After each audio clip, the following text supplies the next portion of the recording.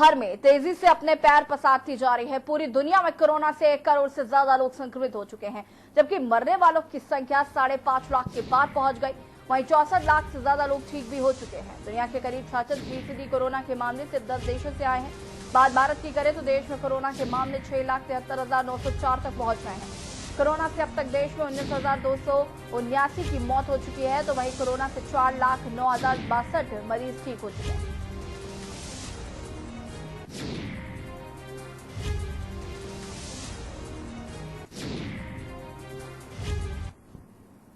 लंबे समय से रानी पोखरी थाना पुलिस को शिकायत मिल रही थी कि शराब के ठेके के आसपास खुलेआम अवैध रूप से शराब पिलाने का अवैध काम हो रहा है, जिसके बाद रानी पोखरी थानाध्यक्ष ने चेकिंग अभियान चलाया तो तमाम लोग खुलेआम शराब पीते हुए मिले। जिसके बाद पुलिस ने ऐसे सभी लोगों के चालान किए और सख्त हिदायत दी कि भविष्य में ऐसी हरकत की तो सख्त कार्रवाई की जाएगी। जिसके बाद शराब पीने और पिलाने वालों को से हड़कंप मचिया, तो वही पुलिस की कार्रवाई से डरे तमाम शराबी माफी मांगते भी नजर आए। साथ ही पुलिस ने चेतावनी देते हुए कहा कि आगे के लिए सभी दुकानदारों को इस तरीके के अवैध कार्य करते हुए नजर आए तो कार्रवाई होगी।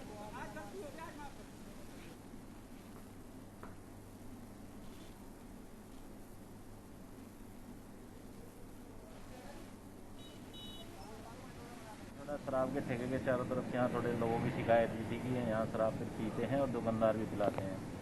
तो चेक किए गए 1-2 दुकानदार के पास में जो कोई शराब पीने वाला था, उनके विरुद्ध कार्रवाई की जा रही है थाने ले जाकर। और बिना मास्क वालों के खिलाफ कल अनाउंसमेंट किया था और आज कार्रवाई की जा रही है।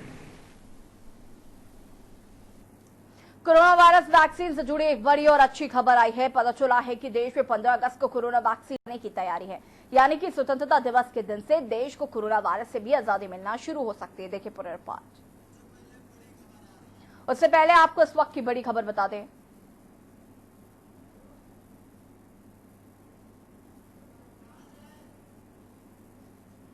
इस वक्त की बड़ी खबर आपको कानपुर से बता दें। विकास दुबे से जुड़ी इस वक्त की बड़ी खबर आपको बता रहे हैं। विकास दुबे के साथी दयाशंकर के साथ मुठभेड़ हुई। मुठभेड़ के दौरान दयाशंकर के पैर में गोली लगी है। इस वक्त की बड़ी और अहम खबर कानपुर मामले से जुड़ी हुई आपको बता दें। विकास दुबे के साथी दयाशंकर के साथ पुलिस की मुठभेड़ हुई, जिसमें दयाशंकर के पैर में गोली लगी है। बड़ी खबर आपको बता रहे हैं कानपुर से। विकास दुबे के साथी दयाशंकर के साथ हुई पुलिस की मुठभेड़ के दौरान दयाशंकर के पैर में लगी गोली। कानपुर से इस वक्त की बड़ी और अहम खबर आपको बता रहे हैं। विकास दुबे से जुड़ी हुई विकास दुबे के साथी दयाशंकर की पुलिस के साथ मुठभेड़ हुई, जिसमें दयाशंकर के पैर में गोली लगी है।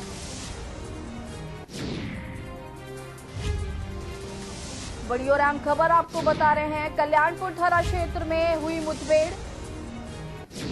विकास दुबे के साथी दयाशंकर के साथ मुठभेड़ हुई है। कानपुर मामले पर लगातार एक्शन जारी है। कानपुर से इस वक्त की बड़ी खबर आपको बता रहे हैं। विकास दुबे से जुड़ी इस वक्त की बड़ी और अहम खबर। विकास दुबे के साथी दयाशंकर के साथ हुई पुलिस की मुठभेड़। विकास दुबे का एक और साथी हुआ गिरफ्तार। बता दें कि एक्शन मोड में है इस वक्त कानपुर की पुलिस। दयाशंकर अग्निहोत्री को पुलिस ने पकड़ लिया है और मुठभेड़ के बाद मुठभेड़ में उसके पैर में गोली लगी, जिसके बाद उसे गिरफ्तार कर लिया। और ये एक्सक्लूसिव तस्वीरें सिर्फ के न्यूज पर आपको दिखा रहे हैं। विकास दुबे का ये साथी है दयाशंकर अग्निहोत्री, जिसको पुलिस ने गिरफ्तार कर लिया है। बता दें कि पुलिस के साथ मुठभेड़ हुई, जिसमें इसके पैर पर गोली लगी और अब पुलिस ने इसे गिरफ्तार कर लिया है। कल्याणपुर थाना क्षेत्र में ये मुठभेड़ हुई है। के न्यूज आपको एक्सक्लूसिव तस्वीरें दिखा रहा है दयाशंकर अग्निहोत्री की। ये दयाशंकर अग्निहोत्री हैं, विकास दुबे के साथी हैं। बता दें कि पुलिस के साथ जो मुठभेड़ हुई थी, जिसमें हमारे 8 जवान शहीद हो गए थे, उनमें ये भी शामिल था। सबसे पहले के न्यूज आपको दिखा रहा है दयाशंकर अग्निहोत्री की ये तस्वीर है। आपको बता दें कि गिरफ्तारी हो गई है दयाशंकर अग्निहोत्री की। लगातार आपको बता दें कि कॉम्बिंग जारी है। लगातार जो भी साथी शामिल थे विकास दुबे के साथ, उन सबको पकड़ने की कवायद तेज हो गई। खुद विकास दुबे पर 1 लाख रुपए का इनाम घोषित कर दिया गया है। और इस वक्त की बड़ी खबर आपको बता रहे हैं दयाशंकर अग्निहोत्री, जो कि विकास दुबे का साथी था और उस मामले में शामिल था, उसे पुलिस ने गिरफ्तार कर लिया है। कल्याणपुर क्षेत्र में ये घटना मुठभेड़ हुई जहां पर उसके पैर में गोली लगी, जिसके बाद पुलिस ने दयाशंकर अग्निहोत्री को गिरफ्तार कर लिया। इस वक्त की बड़ी और अहम खबर आपको बता रहे हैं, के न्यूज आपको एक्सक्लूसिव तस्वीरें दिखा रहा है दयाशंकर अग्निहोत्री की।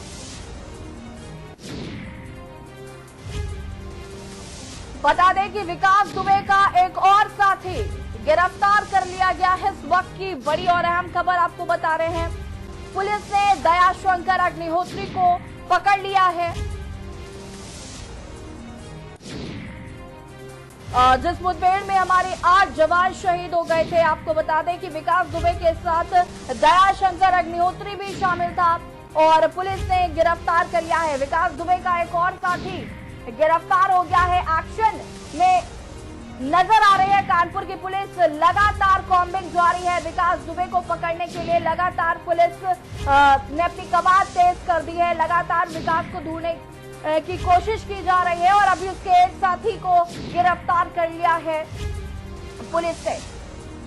बता दें कि कल्याणपुर थाना क्षेत्र में ये मुठभेड़ हुई, जिस मुठभेड़ में दयाशंकर के पैर में गोली लगी है और पुलिस ने गिरफ्तार कर लिया है दयाशंकर अग्निहोत्री को। कानपुर से इस वक्त की बड़ी और अहम खबर आपको बता रहे हैं, विकास दुबे का साथी दयाशंकर गिरफ्तार कर लिया गया है। मुठभेड़ के दौरान दयाशंकर के पैर में गोली लगी, जिसके बाद पुलिस ने दयाशंकर अग्निहोत्री को गिरफ्तार कर लिया।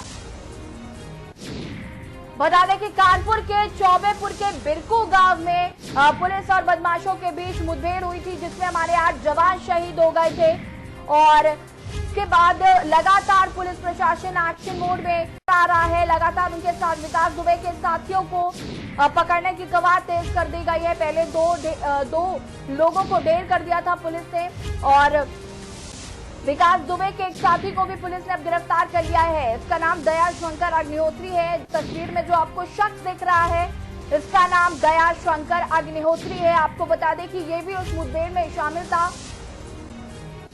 और विकास दुबे का साथी है ये दयाशंकर अग्निहोत्री। एक्शन मोड में नजर आ रही है पुलिस। आपको बता दें कि मुख्यमंत्री योगी आदित्यनाथ ने सख्त आदेश दिए हैं कि कैसे भी करके विकास दुबे को जल्द से जल्द पकड़ा जाए और उसके साथियों को जल्द से जल्द पकड़ा जाए। और आज एक और साथी गिरफ्तार कर लिया गया है विकास दुबे का। दयाशंकर अग्निहोत्री नाम है इस शख्स का, जो आपको तस्वीरों में दिखाई पड़ रहा है। पुलिस ने इसे गिरफ्तार कर लिया है। इसके पैर में गोली लगी थी, जिसके बाद पुलिस ने इसे गिरफ्तार किया। के न्यूज आपको सबसे पहले ये तस्वीर दिखा रहा है, सबसे पहले आपको ये खबर दिखा रहे हैं। विकास दुबे का साथी दयाशंकर गिरफ्तार कर लिया गया। इस वक्त की बड़ी और अहम खबर आपको बता रहे हैं, कानपुर में लगातार पुलिस का एक्शन जारी। आपको बता दें कि जब हमारे 8 जवान शहीद हो गए, उसके बाद लगातार कॉम्बिंग जारी थी। मोबाइल फोन सर्विलांस पर लगा दिए गए थे और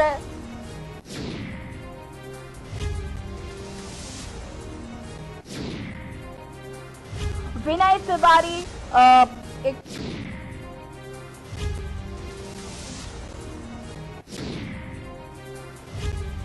विकास दुबे से जुड़ी आपको इस वक्त की बड़ी खबर बता रहे हैं। दयाशंकर अग्निहोत्री गिरफ्तार कर लिया गया। आपको बता दें कि विकास दुबे का साथी था दयाशंकर अग्निहोत्री।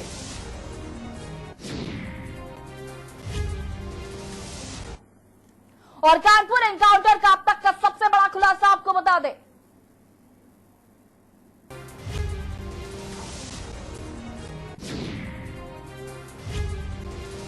हमले के बाद विकास ने की थी लूट की वारदात। बड़ी और अहम खबर आपको एक और बता देते हैं। कानपुर एनकाउंटर में अब तक का सबसे बड़ा खुलासा, 5 लोगों के साथ एक परिवार से की थी लूटपाट। आपको बता दें कि मुठभेड़ के बाद और हमारे 8 जवान जब शहीद हो गए, उसके बाद लूट की वारदात को अंजाम दिया विकास दुबे ने। कानपुर एनकाउंटर का अब तक का सबसे बड़ा खुलासा आपको सिर्फ के न्यूज पर बता रहे हैं। हमले के बाद विकास ने की थी लूट की वारदात। 5 लोगों के साथ एक परिवार के घर में की थी लूटपाट। कानपुर देहात के एक परिवार के साथ ये लूट हुई थी। कानपुर एनकाउंटर का अब तक का सबसे बड़ा खुलासा आपको बता रहे हैं। हमले के बाद विकास ने की थी लूट की वारदात। 5 लोगों के साथ एक परिवार के घर में की थी लूटपाट। कानपुर देहात के एक परिवार के साथ की थी लूटपाट। बता दें आपको,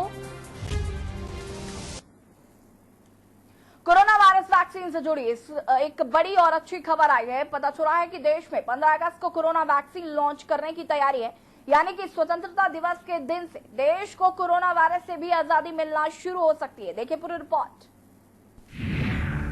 कोरोना वायरस वैक्सीन से जुड़ी अच्छी खबर। भारत ने बना ली कोरोना वायरस की स्वदेशी वैक्सीन। वैक्सीन की 15 अगस्त को लॉन्च की तैयारी। BBV-152 कोविड वैक्सीन रखा गया नाम।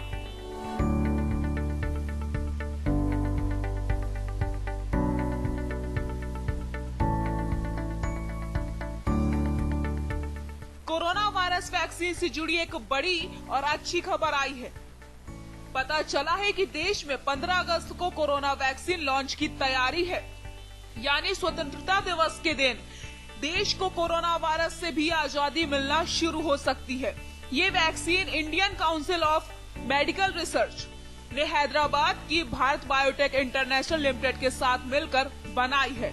Indian council of medical research ने हैदराबाद की भारत बायोटेक इंटरनेशनल लिमिटेड से मिलकर जिस वैक्सीन को बनाया है उसका नाम BBV-152 कोविड वैक्सीन रखा गया है। ये पूरी तरह से स्वदेशी है। ICMR ने कहा है कि सार्वजनिक स्वास्थ्य हित में हमारे लिए ये महत्वपूर्ण है कि एक स्वदेशी वैक्सीन के परीक्षणों में तेजी लाई जाए।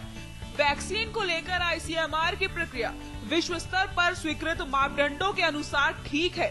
ICMR का कहना है कि हमारा उद्देश्य जल्द से जल्द वैक्सीन चरणों को पूरा करना है ताकि बिना किसी देरी के जनसंख्या आधारित परीक्षणों की शुरुआत की जा सके।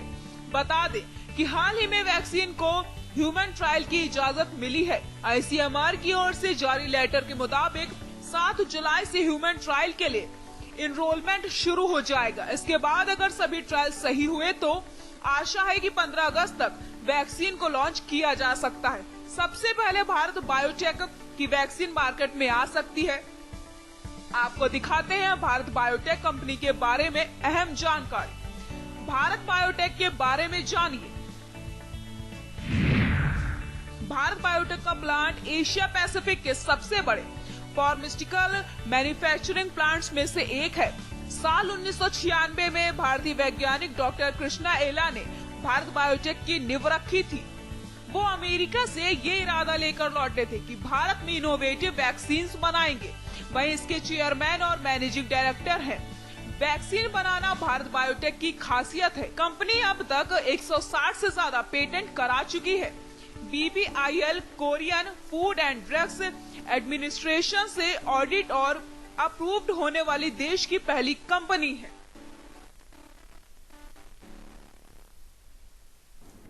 उत्तराखंड राज्य में 23 जून से मानसून ने दस्तक दे दी है, जिसके बाद से ही राज्य के तमाम क्षेत्रों में भारी बारिश का सिलसिला जारी है। यही नहीं, अब भारी बारिश के चलते प्रदेश के पहाड़ी क्षेत्रों में कई मार्ग बाधित होने की सूचना आ रही है, तो कहीं जलभराव की समस्या उत्पन्न हो गई है। देखिए रिपोर्ट। उत्तराखंड राज्य में 23 जून से मानसून ने दस्तक दे दी है, जिसके बाद से ही राज्य के तमाम क्षेत्रों में भारी बारिश का सिलसिला जारी है। यही नहीं, अब भारी बारिश के चलते प्रदेश के पहाड़ी क्षेत्रों में कई मार्ग बाधित होने की सूचना आ रही है, तो कहीं जलभराव की समस्या उत्पन्न हो रही है। इसी क्रम में चमोली जिले के बद्रीनाथ राष्ट्रीय राजमार्ग 58 बारिश के चलते 2 जगहों पर रास्ते बाधित हो गए हैं। इसके साथ ही भारी बारिश के चलते अलकनंदा नदी भी उफान पर आ गई है। बता दें, मानसून की दस्तक के बाद प्रदेश के तमाम क्षेत्रों में भारी बारिश की आशंका जताई थी।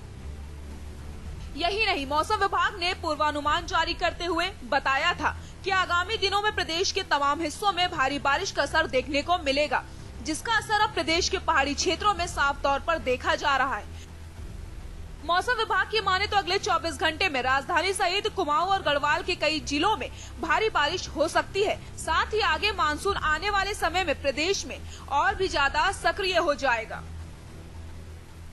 मौसम के लिए बात करें, आज 4 जुलाई हो गई है, तो आज 4 जुलाई के लिए तो बोला गया था कि जो है अच्छी रेन पूरे प्रदेश में हल्की से मध्यम और ज्यादातर जगहों में है। साथ में जो है 5 तारीख में भी इसी तरह एक्टिविटी रहेगी। वो भी पूरे प्रदेश में आप हल्की से मध्यम बारिश देखेंगे तो ज़्यादातर जगहों में मिलेगी। और आज और कल के लिए जो हैवी रेंस है, आज आप ये कह लीजिए कि आज दिन शाम से लेके और कल दिन तक जो है अगर बात कर लें 5 तारीख को, तो उसमें जो हैवी रेंस है वो भी देखने को मिलेगी कहीं कहीं पर। खासकर आपका जो पिथौरागढ़ डिस्ट्रिक्ट है, बागेश्वर डिस्ट्रिक्ट है, नैनीताल है, देहरादून है या फिर टेहरी और रुद्रप्रयाग। बीते कुछ दिनों से लगातार हो रही भारी बारिश के चलते चमोली जिले के बद्रीनाथ राष्ट्रीय राजमार्ग 2 जगहों पर बंद हो गया है। मिली जानकारी के अनुसार पागल नाला और पीपल कोटी के पास बद्रीनाथ राष्ट्रीय राजमार्ग है जो बाधित हो गया है, जिसके चलते यातायात ठप हो गया है और तमाम यात्री इस मार्ग पर फंस गए हैं। हालांकि जिला प्रशासन मार्ग खोलने की कवायद में जुटा हुआ है ताकि मार्ग पर फंसे यात्रियों को सुरक्षित वहां से निकाला जा सके। एक तरफ उत्तराखंड में मानसून सक्रिय हो चला है तो कहीं न कहीं अलकनंदा सहित कई नदियां अपने उफान पर बह रही हैं। एक तरफ सरकार कोविड और 4 धाम यात्रा को लेकर लगातार सक्रियता दिखाए हुए है तो कहीं न कहीं मानसून भी सरकार के सामने बड़ी परेशानी बनकर खड़ा हुआ है। मौसम विभाग की माने तो अगले 24 घंटे में कुमाऊं से लेकर गढ़वाल के कई जिलों में भारी बारिश की आशंका जताई गई है। वीडियो जर्नलिस्ट लईक अहमद के साथ मैं राजेश वर्मा, के न्यूज इंडिया, देहरादून। कोविड-19 महामारी के दौरान देहरादून जिला प्रशासन द्वारा किए गए उपायों पर एक वृत्तचित्र फिल्म आपको दिखाते हैं।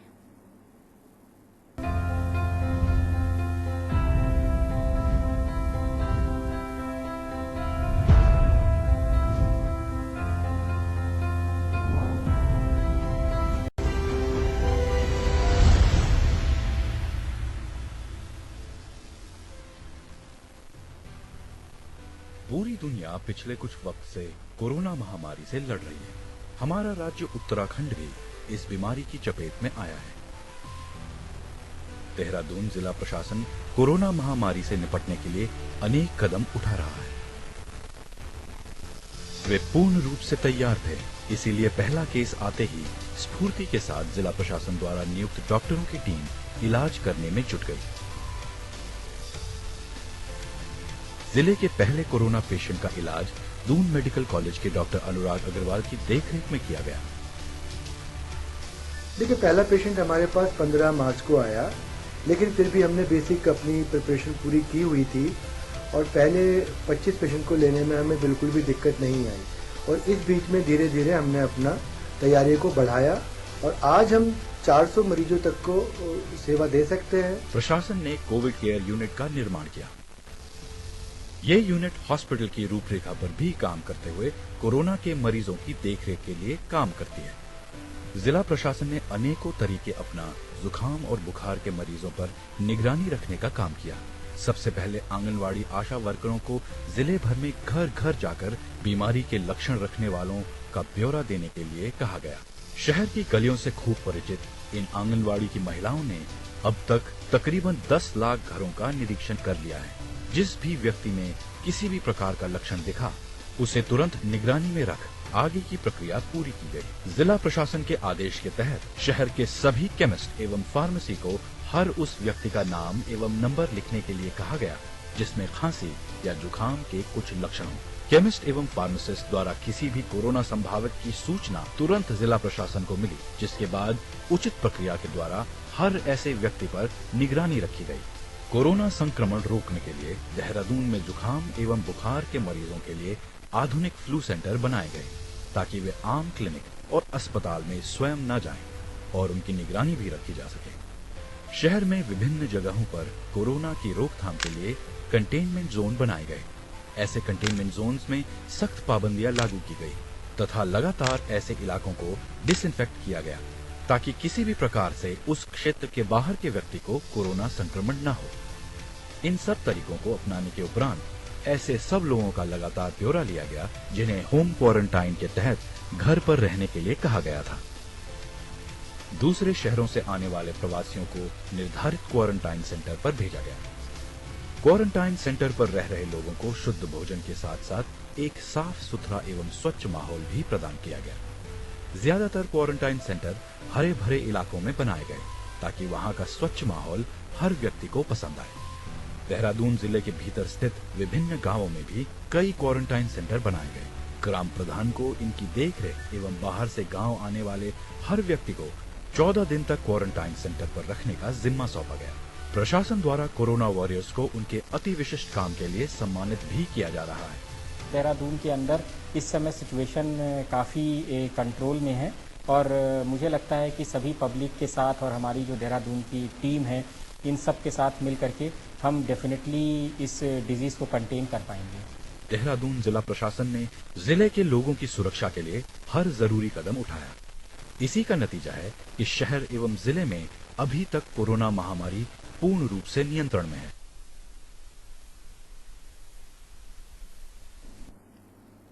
उत्तराखंड की राजधानी देहरादून में जिलाधिकारी के आदेशों का कैसे पालन किया जा रहा है, सरेआम उल्लंघन और उत्तराखंड पावर कॉर्पोरेशन लिमिटेड का क्या है। जिलाधिकारी देहरादून के आदेशों से सरकार इसी का जायजा लेती है। पेश हमारी खास रिपोर्ट।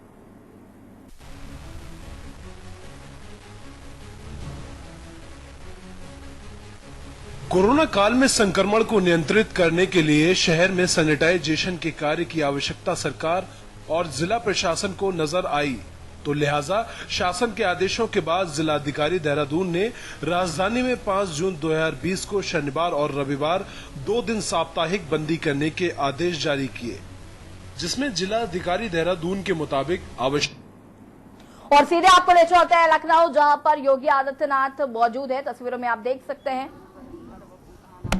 बता दें आपको कि अभियान की शुरुआत करेंगे। लखनऊ में वृक्षारोपण अभियान की शुरुआत करेंगे सीएम योगी आदित्यनाथ। ये सीधी तस्वीरें आपको दिखा रहे हैं।